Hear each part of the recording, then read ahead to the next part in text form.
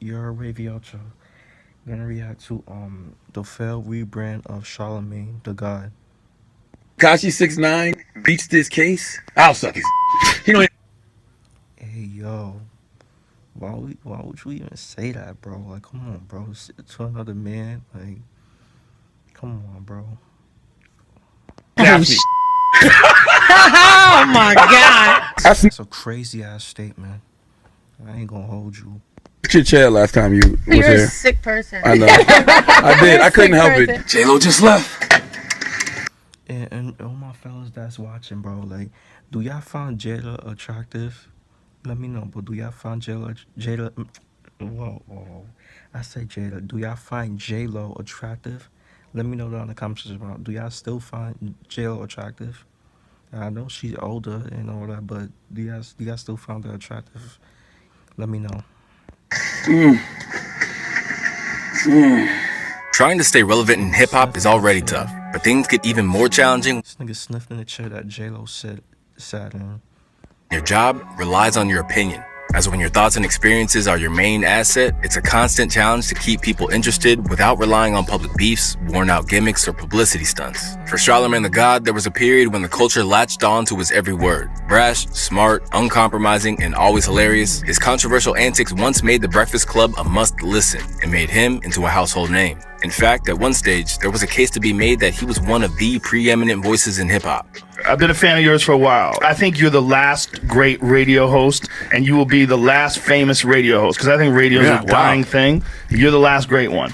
But a lot has happened since Joe uttered those words. And after years of dominance, Charlamagne has reached the point where his relevancy is in free fall. Between his attempts to overhaul his identity to appeal to a mainstream audience, to a slew of canceled television shows and accusations of pandering, Charlamagne's career has never looked more confusing. But before we get to that, let's back it up a little bit to look at how his legacy was built. Taken from a name that he had given himself while in prison on drug charges, Leonard McKelvey's career as Charlamagne began in the most inconspicuous of ways. I was just a young kid trying to figure it out. Pursuing a rap career actually led me to radio. I was sitting in a recording studio. Nah, I ain't gonna lie, bro. Like, when I first discovered, like, Charlamagne the God, like, I thought that he was from New York City. I thought he from New York, cause I ain't gonna lie, he kind of sound like a New Yorker. He kind of sound like a New Yorker, but like, nah, he's actually from the South. Southern. He's a Southern nigga. So yeah, that's what I thought. I thought that he was from New York, but he had down south nigga. And I met a radio personality by the name of Willie Will. I just asked him how he got into radio, and he told me he went to the radio station and got an internship. This is 1998 in Charleston, South Carolina, so things were a lot different then. After 7 years of grinding and getting fired from multiple local radio stations, Charlamagne got his big break in 2006 when he became the second mic on The Wendy Williams Show. For those 2 years he spent beside her, Charlamagne learned the ropes and honed his trademark confrontational style. But make no mistake, he was still very much the supporting cast and was treated that way. Although he could pretty much do whatever he liked with more vulnerable guests like Buffy the Body or Cassie, he didn't have the clout to avoid getting called out on Wendy's show, as back then, guests had no reason to fear him. Just look at what Andrew Dice Clay did to him. Are you part of the show? I'm a sidekick. Yeah. I think Mike Tyson has a better chance of making a comeback than you, though. That's what you should be, a sidekick, a flunky. Let me ask you, did you put him up to that? It just seems like you let him do that. After he joined The Breakfast Club, Charlamagne was empowered to fully embrace the role of shock jock. Capable of asking deeply personal questions in a rude, almost abrupt manner, Charlamagne's reign of terror on The Breakfast Club was so successful that it empowered Power 106 to finally overtake Hot 97's morning program to become the #1 hip-hop radio station in the country. From Birdman asking for respect to be put on his name and making Lil Mama cry, to his seriously questionable behavior towards various guests, you just had to tune in to hear whatever Charlamagne had to say. Combined with his interviews on Vlad TV, he basically became the original king of the hot take, essentially laying the groundwork for the personas of plenty of people who'd enter the media space to come. But over time, Charlamagne seemed to retire that persona, making way for people to come along with even more willingness to troll and less to lose. So even while he had a long spate where he was feared and people couldn't simply mock him like Dice did, this couldn't last forever, particularly when an increasingly tame Charlamagne came up against Tekashi 6ix9ine at the peak of his powers. Yo, boy, it's not hard to find me. Don't call me a boy, please. It's not hard to find me. If someone wanted to find me, they would have been found me. I don't know these. Now he don't want to know get these caught up in niggas. it. You see how I get under his skin? At this moment, people noticed that if Charlamagne could be defanged by someone like Tekashi, then there was nothing to fear. And in trying to argue with a master troll, he picked up an emphatic L. Listen, Charlamagne, you don't got no Billboard records. Yeah, because I got a man. nationally But syndicated listen, radio you don't got show. no Billboard I records. got a nationally Listen. syndicated radio show. I got a New York Times best-selling book. I've had hit Nigga. TV shows. I executive Charlamagne don't even do music. You feel me? produce a lot of TV shows. I got movies To be coming honest, out. if it wasn't for this, I would have never heard about you. But to make matters worse, there was actually a fair point made by Tekashi, in that when it comes to Charlamagne's notoriety, it mostly comes down to his time on The Breakfast Club. That's not anything to be ashamed about, and they have sustained a successful run for a long time. But it seems that it's a narrative that Charlamagne wants to change, and has led to constant attempts to branch out. However, his moves into other media haven't been so seamless. Let's start with his TV shows, Uncommon Sense, The God's Honest Truth, and Hell of a Week. In each case, they didn't last too long before ratings plummeted, and they were eventually canceled. In the case of the last two, even the aid of late-night legends like Stephen Colbert didn't help, and perhaps neither did Charlamagne's very blatant attempt to rebrand. Billed as the conversations that were happening in the barbershops, Charlamagne even went as far as being billed under his real name. When I hear the name Leonard, I think about my grandma, I think about my mom. The name snaps me back into reality, and it just keeps me from being a caricature of myself. From there, he doubled down, saying that, not only is this what I should be doing now, I feel like this is my future. Well, if it is Charlamagne's future, it unfortunately looked bleak, as once again, it was proven that people simply weren't interested in the newer, more politically correct version of Charlamagne. Besides, it's bizarre that he even seems so eager to get into TV when the TV industry is a sinking ship. Having said that, his attempts to transition into the world of podcasting hasn't gone perfectly either. Launched in September 2020, Charlamagne and iHeartRadio launched the Black Effect Network amid the content gold rush of the...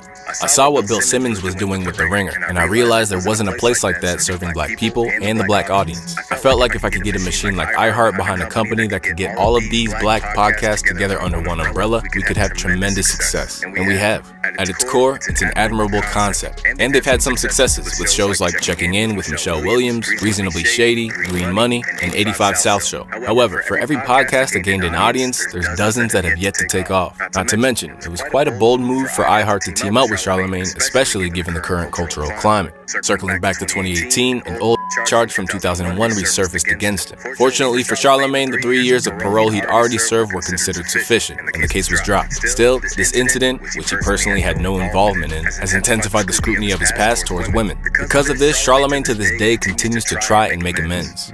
Why am I giving myself donkey today? Because I feel stupid. But I am just now realizing that a lot of us men in America have been raised on culture. I feel bad and extremely dumb that I didn't realize this earlier in my life. I look at some of the things I used to say to women in interviews here on The Breakfast Club, and I'm like, bruh, you was wildin'. While what he's saying has a lot of validity to it, there seems to be a great deal of suspicion that he's only walking back his past comments today in order to progress his career. After all, this is a man that went from sniffing J-Lo's chair to interviewing Kamala Harris and Joe Biden. With those accolades, it makes sense that he might want to be seen as more than just a shock jock whose career is built on controversy. The only problem is that when he tries to push forward, he keeps getting viciously checked. Just look at what Larry Elder did to him. When Joe Biden insulted you by saying, you ain't really black, we don't know whether or not you want to vote for me or vote for Donald Trump, that should have been a wake-up call on your part. How dare this guy come in here and insult you, a black man, and tell you you got to think a certain kind of way? I'm amazed that you weren't mad about that. I'm not going to say it upset me, just like I'm not letting you upset me. You know what I mean? I don't tend to get upset over things like Well, that. he came in here and told you you aren't even black and let you think a certain kind of way. It seemed to me that should have been a wake-up call for you, but it wasn't, apparently. Continuing to be marginalized, there are even those who believe that just as he started as a B-Mic on the Wendy Williams show, he's reverting back to that now on his own podcast. I'm not arguing with nobody that's the B-Mic on their show. If it's your show and you the Damn, Joe Biden. Damn, you talking about Charlamagne.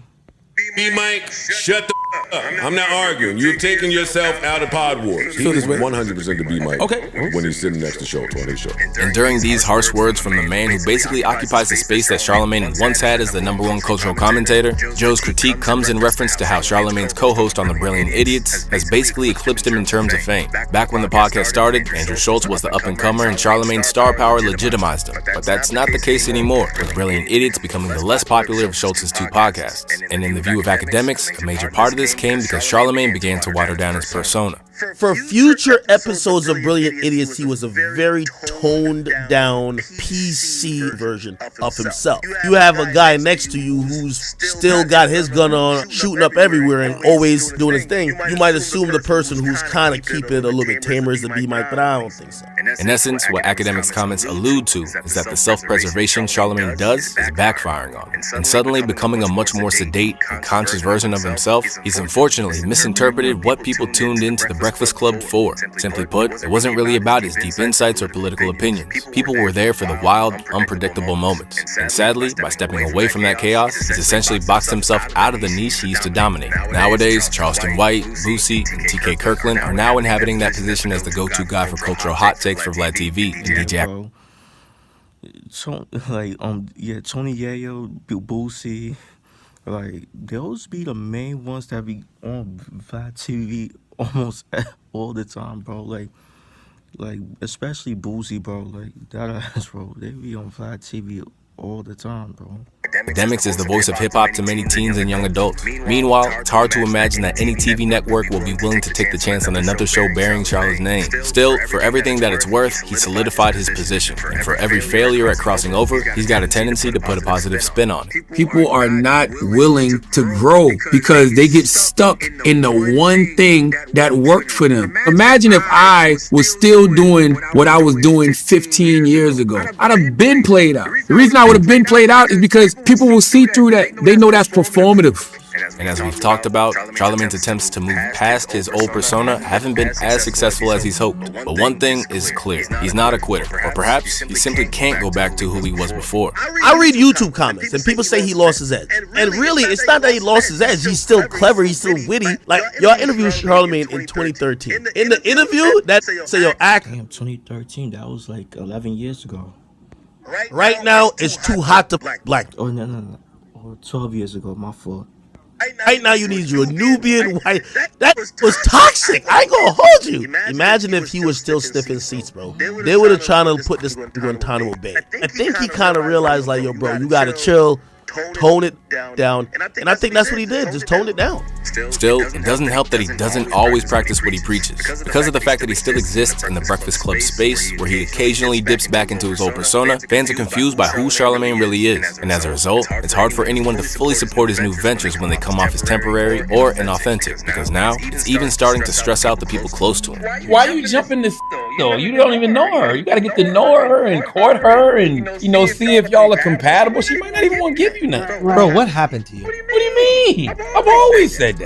I want my legacy to be a legacy of service, Charlotte told Forbes. I want people from all walks of life to talk about how I serve them in some capacity. That's what I feel like we're all here to do. I want to be of service to my family, and I want to be of service to our people, period. At the moment, it's safe to say that Charlamagne isn't measuring up to that mark. If you ask most people to summarize who Charlamagne is and what his legacy means at the moment, it'll still equate to not much more than the shock jock reputation that he garnered during the start of his career. At 46 years old, Charlamagne clearly sees his path being in mainstream media, but at the moment, it's a tough market for him to crack. Still, wherever he goes from here, I think it's important to remember that The Breakfast Club is still the #1 urban morning show in the country. Charlotte has already given us 20 plus years of entertainment and firmly solidified himself in the Radio Hall of Fame. However, he needs to be cautious with his next steps, or he risks a big... Okay, that's the vid.